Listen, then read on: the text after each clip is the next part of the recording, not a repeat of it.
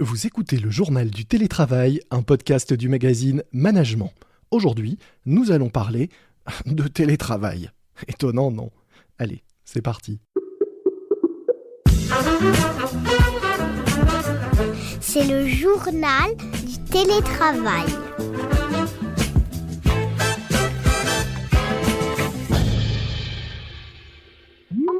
Aujourd'hui, dans le journal du télétravail de management, j'accueille Yann Maël Lacher, avocat en droit du travail et du numérique, associé fondateur de Legal Brain Avocat, un cabinet qui propose ses services à distance, et cofondateur de OkDoc, un cabinet de conseil qui propose aux entreprises un programme d'accompagnement pour une mise en place réussie du télétravail. Bonjour Yann Maël. Bonjour. Alors avec OkDoc, vous avez lancé le site mieuxtélétravailler.fr sur lequel vous présentez votre offre. En deux mots pour commencer, pour faire simple, à qui s'adresse-t-elle et en quoi est-ce qu'elle consiste cette offre? Notre offre, elle s'adresse d'abord aux entreprises de toute taille, Mmh. parce qu'aujourd'hui, on a bien vu que toutes les organisations étaient confrontées à des problématiques autour du travail et du travail à distance.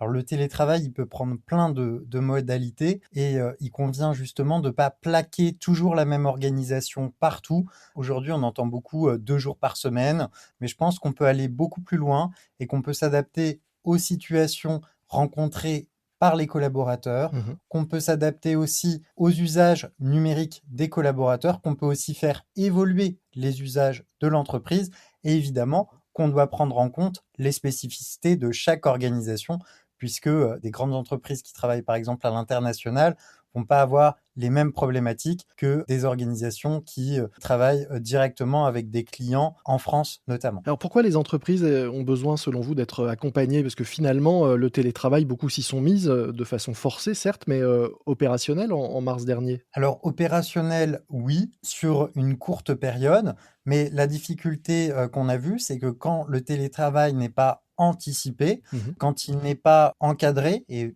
je dirais quand il n'est pas vraiment pensé en amont, eh ben, on arrive à des situations où finalement on tire sur la corde et puis les salariés compensent en envoyant beaucoup plus de mails pour compenser finalement leur absence du bureau. Inversement, il y a des salariés dont on a l'impression qu'ils ne sont plus là et qui vont être un petit peu en perte de repère. Donc, s'il n'y a pas d'accompagnement, le télétravail ne peut pas fonctionner. Et d'ailleurs, aussi bien les managers que les collaborateurs demandent à être accompagnés, ils demandent à avoir des cadres. Alors quels sont justement ces besoins, qu'ils expriment? Alors on a bien compris que vous proposiez, plutôt du sur-mesure et à la carte en fonction de chaque entreprise, mais en gros, parmi ce que vous avez pu avoir remonté et listé, quels sont les besoins à la fois des télétravailleurs et de leurs managers? Les managers, ils ont un vrai besoin de revoir leur rôle parce que quand on manage des équipes à distance, finalement, la relation de travail s'inverse et le manager, qui était historiquement la personne qui contrôle le travail, qui vérifie les horaires, bon, bah, finalement, quand on télétravaille, tout le monde le sait, on est un petit peu plus libre. Et donc, dans cette organisation où il faut faire plus confiance aux salariés, le manager n'est plus un contremaître. Le manager, c'est celui qui va faciliter, qui va mettre à disposition des équipes les bons moyens au bon moment. Mmh. Moi, j'aime bien cette métaphore, mais pour moi, le manager, aujourd'hui, il devient un community manager. C'est lui qui doit devenir l'animateur de la communauté de travail. Donc, il y a une transformation du rôle du manager. Son travail est radicalement différent. Donc forcément, il y a besoin de le former et de l'accompagner puisqu'on se doute que ce type de transformation se fait pas comme ça d'un claquement de doigts, en effet. Tout à fait et ça peut même, impacter, beaucoup, certaines personnes. Enfin, il y a une injonction un petit peu, paradoxale quand on est, manager, du jour au lendemain à manager ses équipes à distance. Il y a des gens, enfin, il y a des managers, on l'a vu, on a entendu, ces derniers mois, des gens qui demandaient, et ça paraît fou, hein, mais qui demandaient, à pouvoir brancher, la webcam, des collaborateurs en permanence pour pouvoir surveiller qu'ils travaillent effectivement. Je suis pas sûr qu'avec un œil de Moscou derrière soi, qu'on travaille bien sur la durée et que ce soit pas sans conséquence ensuite pour la santé des collaborateurs, pour la santé mentale, j'entends. Donc vraiment, il faut revoir le rôle des managers, construire des organisations sur la confiance. Ça se fait pas du jour au lendemain et ça se fait pas uniquement avec un accord c'est un accompagnement beaucoup plus global qu'il faut faire. Et puis, on parlait des collaborateurs. Les collaborateurs, ils ont des problématiques très concrètes. Et là, on peut y répondre à plus court terme, notamment autour de l'équipement qu'on peut avoir à son domicile, des questions très concrètes sur les moments où ils doivent répondre ou ne pas répondre aux messages. Mmh. Dans les entreprises, on parle souvent du droit à la déconnexion vis-à-vis des collaborateurs qui sont justement à leur domicile.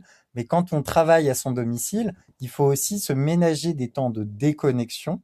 Et ces temps de déconnexion, c'est paradoxal, mais peuvent être aussi dans le temps de travail. Finalement, pour bien travailler, de temps en temps, il faut savoir se couper des injonctions numériques. Et quand on travaille à distance, normalement, dans l'inconscient, on est tout le temps connecté. Mmh. Et non, même quand on est à son domicile, même quand on télétravaille, il y a des moments où on doit déconnecter, être moins sollicité pour pouvoir réussir à faire les tâches de fond qui nous rendent productifs et ce pourquoi on est payé par l'entreprise. C'est d'ailleurs pour ça qu'un des conseils que vous donnez, c'est de mettre régulièrement à jour, son statut, de présence sur les différentes apps qu'on peut, utiliser, selon son entreprise et ses outils de travail, mais ne pas hésiter à mettre que là, on est, loin du clavier, pas disponible pendant une demi heure, concentré sur une tâche et injoignable. Il faut apprendre à utiliser ces outils, non pas pour être surconnecté, mais pour gérer les temps de déconnexion. Exactement. Moi, j'appelle ça la bonne connexion et puis ça peut se démultiplier. On a aujourd'hui beaucoup d'outils. On ne sait plus très bien quel outil sert à quoi. Il y a des outils qui peuvent permettre de prioriser l'information. Par exemple, moi, quand j'appelle quelqu'un par téléphone, c'est que j'ai une demande soit très urgente à formuler, soit un point qui nécessite vraiment un échange immédiat. Mmh. De la même façon, un mail, pour moi, n'attend pas une réponse immédiate. Et donc, on ne peut pas attendre des gens qui répondent dans la seconde à nos mails et on n'envoie pas un SMS ou on n'appelle pas quelqu'un parce qu'il n'a pas répondu dans les 10 minutes à un mail. Et trop souvent, on le voit encore. On a aussi, un peu l'impression qu'en ce moment, le télétravail, c'est, parfois «je t'aime, moi non plus». Parce qu'on voit qu'il y a beaucoup de gens qui ont envie de télétravailler, mais il y a quand même, une défiance ou une lassitude face à certaines formes de télétravail. C'est pas toujours les mêmes personnes qui disent je t'aime et celles qui disent moi non plus. C'est vrai. Il y a beaucoup de gens qui étaient des farouches défenseurs du télétravail et qui ont mis quelques bémols. Et puis inversement, il y a des gens qui disaient que le télétravail, jamais pour elles, et finalement qui se sont dit que c'était possible. Mais vraiment, je pense qu'il y a toute une palette de solutions et qu'il faut pas voir le télétravail comme un mode de travail Et unique. uniforme, on l'a bien compris. Sur LinkedIn, réseau, vous êtes, très présent. Vous avez posté en début d'année 5 bonnes résolutions pour mieux télétravailler et surtout pour éviter que ce télétravail ne soit subi, comme on le dit. Est-ce que vous pouvez, rapidement nous les détailler, ces 5 points, pour ceux qui ne les auraient pas forcément en tête? Et bien sûr, alors une des premières bonnes résolutions, c'est d'avoir une bonne posture. On l'oublie très souvent, mais quand on passe des heures assis, on a besoin d'avoir une bonne posture, un bon éclairage pour bien travailler. Et que si on n'adopte pas ces pratiques, qu'on télétravaille par exemple depuis son canapé, il y a un moment où on le paye, notamment par des maux de dos, mais on peut aussi avoir des difficultés à lire si on n'a pas l'éclairage adéquat. C'est des choses qui sont plus encadrées justement dans les entreprises parce que anticipé et connu de longue date. Et évidemment, quand on improvise un espace de travail chez soi, d'abord, on n'a pas toujours le bon espace et puis on n'a pas toujours anticipé ces problèmes. Mmh. Donc, il vaut mieux prévenir que guérir. Donc, avant d'avoir mal au dos, trouver une bonne chaise, même s'installer à sa table dans la salle à manger, c'est toujours mieux que la table basse. Ça, c'est la première bonne résolution. La deuxième, on en a rapidement parlé, c'est sur, l'équilibre vie pro, vie perso et les horaires, de travail en télétravail. Tout à fait, la notion d'équilibre qui est propre à chacun, hein. Il n'y a pas un équilibre pour tout le monde. Il y a des gens qui vont préférer commencer un peu plus tard le matin et terminer un peu plus tard le soir. Ce qui compte, c'est qu'on fasse le nombre d'heures qui est demandé et puis qu'on ait aussi la durée du repos, notamment les 11 heures consécutives. Troisième bonne résolution, faire le point sur son équipement. C'est le matériel dont on dispose pour bien télétravailler. Tout à fait. Alors, dans le matériel, il y a aussi beaucoup de solutions logicielles. Mmh. Il y a beaucoup d'entreprises qui sont pas encore suffisamment équipées, notamment de systèmes de messagerie, de réseaux sociaux d'entreprise qui permettent, de créer du lien entre les collaborateurs, mais aussi d'être efficaces et de pas démultiplier les messages. 4e bonne résolution, c'est en lien, c'est justement faire le lien, garder le contact et ça passe à travers notamment des rituels, c'est ça? Oui, alors il y a des équipes aujourd'hui qui mettent en place des moments d'échange qui sont pas forcément des réunions consacrées au travail, mais qui permettent, un peu comme avant, quand on allait à la machine à café, de savoir ce que les gens ont fait ce week-end, ce qu'ils ont prévu de regarder ce soir, de parler, pourquoi pas, de la dernière série sur Netflix, mais de créer du lien entre les gens, puisque Mmh. c'est aussi ça qui va souder une équipe et qui va permettre de motiver les gens pour avoir envie de se lever le matin et travailler. Et le dernier point, c'est prendre le temps. Alors, on pourrait penser que c'est la même chose que maintenir un équilibre ou respecter des horaires, mais pas nécessairement, puisque c'est ce que vous nous disiez tout à l'heure. Prendre le temps, ça veut dire aussi s'accorder des pauses, y compris dans la période de travail. Tout à fait. Quand on est dans une entreprise, on passe d'une salle de réunion à une autre, on croise des gens, on discute, on marche. Et ça, ces actions-là, elles sont très importantes pour la santé mentale, mais elles sont aussi très importantes pour la santé physique. Donc, quand on est à son domicile, on n'hésite pas à faire quelques pas, à aller chercher un café entre deux réunions, et puis peut-être prévoir aussi des temps de latence. C'est pas parce que le bureau ne change pas de place que nous, on n'a pas le droit d'avoir quelques minutes de pause aussi à la maison. C'est quelques minutes, mais qui vont nous permettre d'être finalement plus efficaces tout au long de la journée. Petite question annexe qui peut sembler anecdotique, mais qui m'a intrigué, puisque c'est quelque chose dont je n'avais pas entendu forcément parler. Vous parlez dans un des posts que vous avez publié sur le site, des réunions Zoom et de la fatigue qu'elles peuvent provoquer, justement, de ces visioconférences. Et vous conseillez, vous, non pas de ne pas allumer la caméra ou de l'allumer tout le temps, mais de l'allumer plutôt au début et à la fin et de la couper entre deux. Est-ce que vous pouvez nous expliquer pourquoi? Évidemment, la personne qui s'exprime, on aime bien la voir et c'est important que cette personne, elle soit visible. Bon, sauf si on aime beaucoup la radio. Ou les podcasts?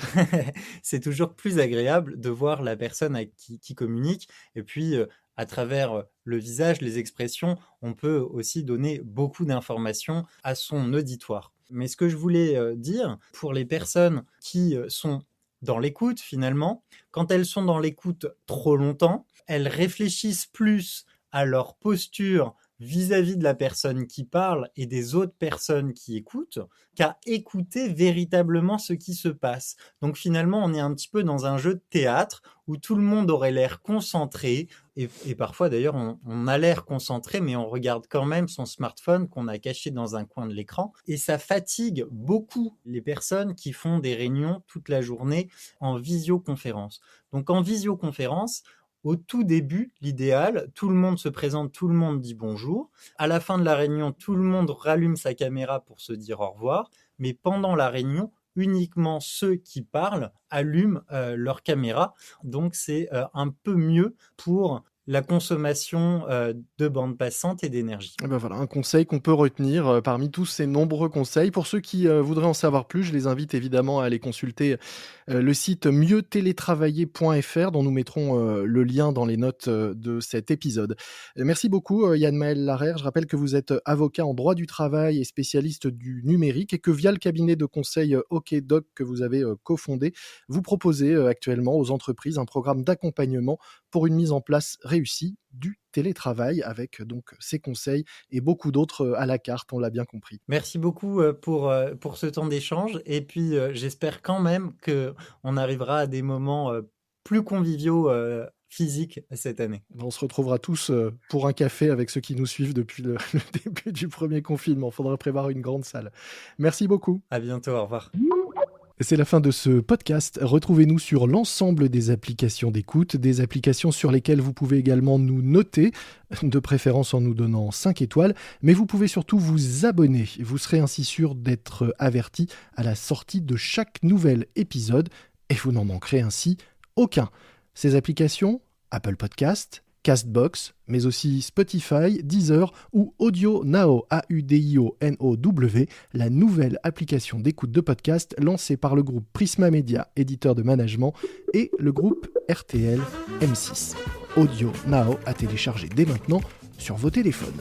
Moi je vous dis à très vite, d'ici là soyez prudents, respectez les consignes, les gestes barrières, portez-vous bien et bon télétravail à tous. C'est le journal du télétravail.